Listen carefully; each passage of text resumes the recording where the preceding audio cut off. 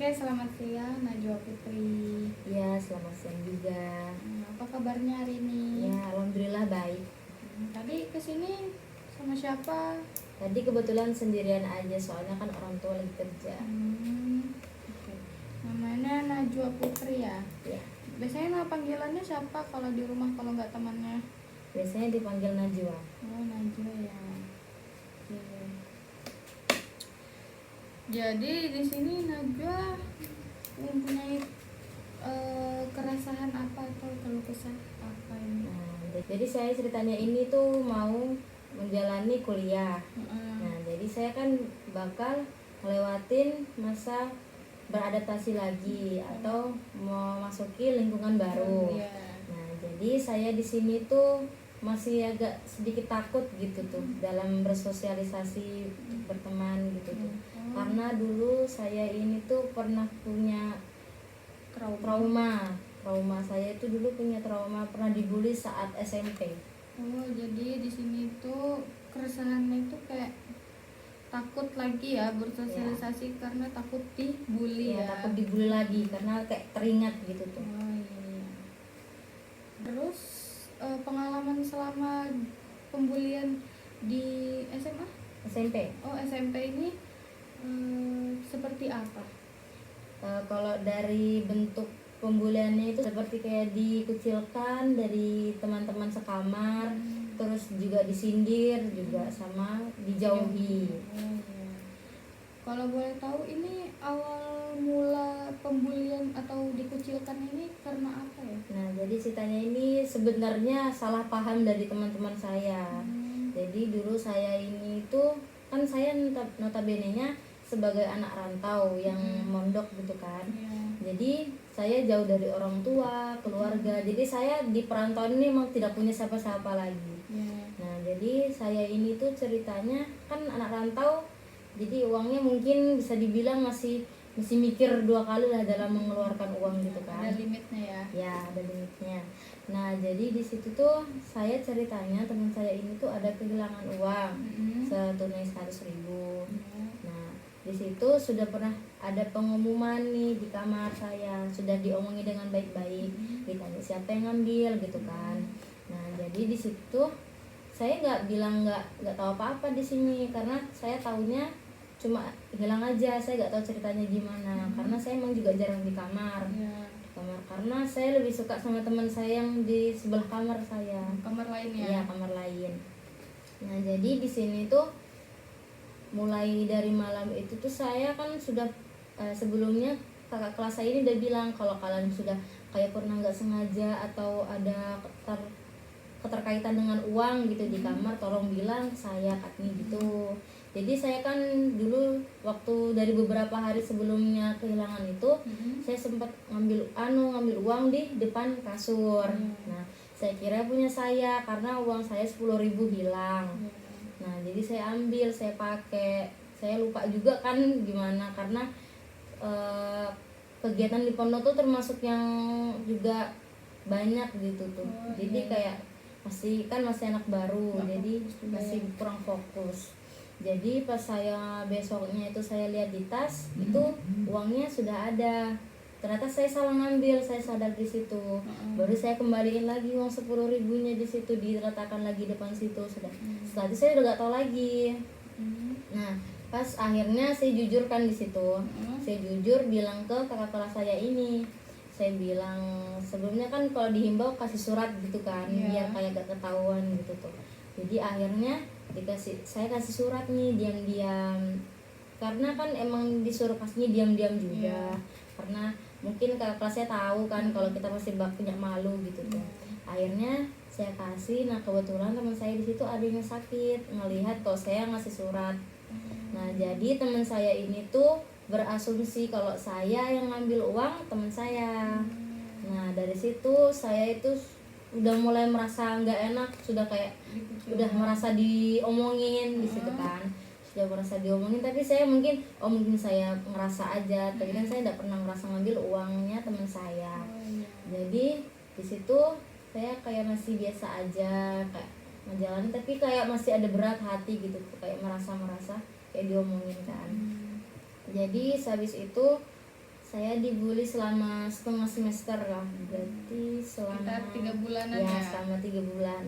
Nah itu selama 3 bulan saya tuh mengalami pembulian itu. Saya gak pernah cerita juga sih kalau ke orang tua, karena kan masih takut, karena takut khawatir gitu kan, karena jaraknya juga jauh, karena kayak takut aja nggak enak gitu.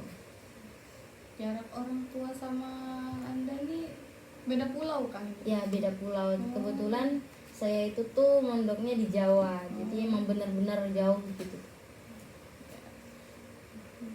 Berarti ini awal mulanya ini dari kesalahpahamannya. Iya, dari kesalahpahaman. Iya. Jadi kan di sini udah mulai dikucilkan ya. Iya. Nah, seperti apa ini dikucilkannya? Kalau pengucilannya itu saya kayak nggak ditemanin sama sekali sama satu kamar, dikucilkan, kayak kalau tidur itu di pojokan gitu tuh. Kalau mandi itu kan pasti kamar mandi punya bersama gitu kan, dalam satu kamar. Nah itu saya nggak pernah dikasih, saya selalu dikasih terakhiran.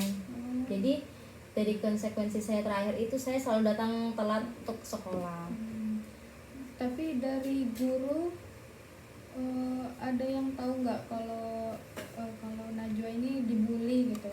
Nah dari sejak itu sebelumnya belum pernah bilang sih, pas gara-gara saya sudah mungkin capek ya gitu kan, jadi saya cerita. Sebelumnya saya juga udah cerita ke teman dekat saya, dari pandangan mereka sama juga dari pandangan saya.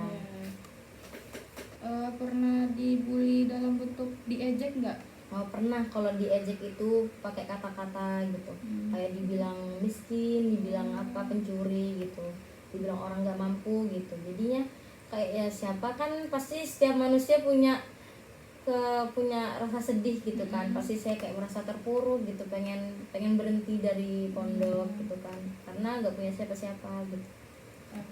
Terus kan ini udah terjadi pembulian nih. Terus pembulian ini kan di dalam satu kamar ya. Nah, itu ada ustazah ya di situ? Iya ada. Ustazah itu kayak nyadar nggak sih kalau Najwa itu dibully? Enggak, awalnya nggak sadar, sama gara-gara saya bilang aja gitu. Saya bilang karena kakak kamar saya ini kayak emang juga acuh tak acuh gitu tuh, jadi saya langsung bilang gitu. Nah saya bilang itu, Ustazah ini mengalihkan ke kakak kelas saya, kayak Dioper gitu ya, ya? kayak dioper gitu tuh, kayak tidak mau tahu lah bahasanya. Jadi saya dialihkan ke kakak kelas saya. Nah jadi habis itu kayak diberikan penanganan dari bagian keamanan, diinterogasi, dan saya emang jujur kayak emang bukan saya yang ngambil gitu kan. Jadi habisnya itu sudah diomongin, kayak diberikan pengumuman, di sharing dalam satu kamar. Nah di situ awalnya mereka kayak masih nggak percaya kalau bukan saya yang ngambil. Nah jadi mereka itu kayak masih judes aja gitu, tapi udah nggak pernah ngebully lagi, cuma kayak judes aja. Pandangannya aja ya, kurang jadi, enak. pandangannya aja yang kayak kurang enak gitu tuh. Jadi kan mereka sini cuma kayak judes aja gitu kan. Jadi lambat laun pasti kenaikan kelas, perpindahan kamar. Nah saya ini sudah pisah-pisah dari teman kamar saya. Nah dari pindah dari teman kamar saya ini, nah kayak ada pemberitahuan, kayak pengusiran anak pondok gitu, karena melakukan kelas ya kesalahan. Berarti dia dikeluarkan nih dari pondok? Ya dikeluarkan. Nah pas waktu dikeluarkan ini tuh ternyata teman sekamar saya dulu, salah satu teman saya yang ngebully saya juga. Alasan dia dikeluarkan itu karena apa ya? Kalau alasannya itu kan dari pengumumannya itu saya juga dengar dari sama semuanya itu, kalau ternyata dia ini ngambil uang kakak kelasnya sekamarnya. Jadi bisa disimpulkan kalau kata temannya saya ini, ternyata dia yang ngambil uang teman saya. Jadi di sini bukan saya yang salah. Jadi saya kayak punya trauma bully itu gara-gara kesalahan orang.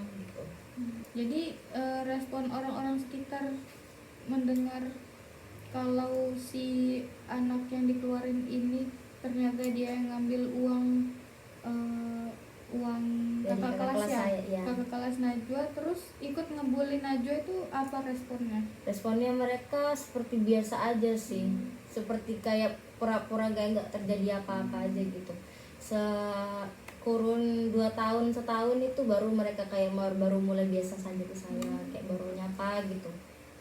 Lama ya waktunya. Iya, karena mungkin punya rasa nggak enak lah ya mereka, karena saya ya mungkin saya cuma sendiri ya, mungkin pasti kan nangis gitu kan, namanya juga baru baru pondok ditinggal sendiri nggak tahu apa-apa gitu kan, mungkin mereka kayak punya rasa salah lah gitu, jadi kayak masih canggung mungkin yang ngomong sama saya. Jadi saya di sini itu belum menemukan titik terang bagaimana cara saya untuk bersosialisasi nanti gitu, bagaimana Saat memasuki ya perkuliahan lingkungan, ini ya ya. lingkungan baru saya. Oke, dari cerita pengalaman yang diceritakan tadi itu kan awalnya kesalahpahaman ya. Iya, Nah, kesalahpahaman. itu yang menyebabkan Najwa ini dibully ya. Iya, dibully. Nah, dari mulai dikucilkan, disindir, terus tuh dijauhi. Iya. Ternyata yang ngambil uang ini bukan Najwa. Ternyata si Pembuli, salah satu pembuli iya, juga. salah satu pembuli yang membuli Najwa. Iya. Jadi saya bisa memberikan sedikit solusi atau titik terang yang Najwa cari mungkin selama ini ya.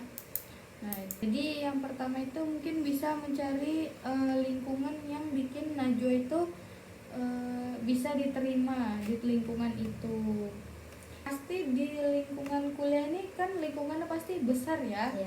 Nah, Najwa itu bisa kayak memilih lingkungan yang Najwa rasa itu bisa diterima di situ Najwanya. Iya.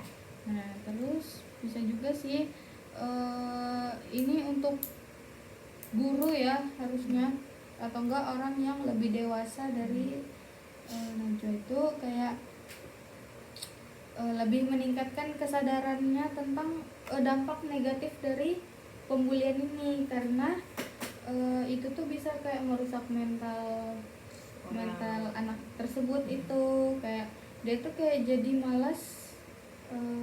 malas atau enggak kayak enggak ada semangat lagi buat di lingkungan itu lagi kan. Nah, bisa itu dari gurunya itu harus lebih peka lagi ya.